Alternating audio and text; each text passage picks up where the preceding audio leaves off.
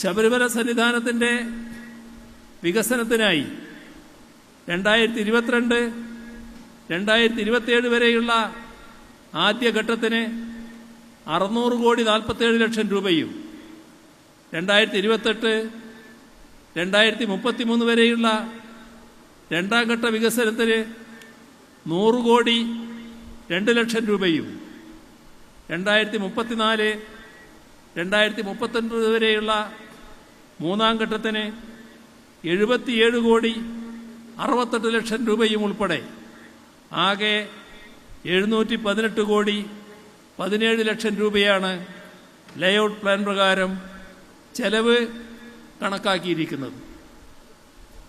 ശബരിമല തീർത്ഥാടനത്തിനുള്ള ഒരു transit ക്യാമ്പായിട്ടാണ് പമ്പയെ layout പ്ലാനിൽ വിഭാവനം ചെയ്തിരിക്കുന്നത്. തീർത്ഥാടകർക്ക് സന്നിധാനത്തേക്ക് കയറുന്നതിനും സന്നിധാനത്ത് നിന്ന് തിരിച്ചിറങ്ങുന്നതിനും ഒരു പ്രത്യേക സർക്കുലേഷൻ റൂട്ട് പിന്തുടരുന്നുവെന്ന് ഉറപ്പാക്കി അതുവഴി ഭാവിയിൽ ഉണ്ടായേക്കാവുന്ന തിരക്ക് ഒഴിവാക്കുവാനുതകുന്ന രീതിയാണ് അവലംബിച്ചിരിക്കുന്നത്.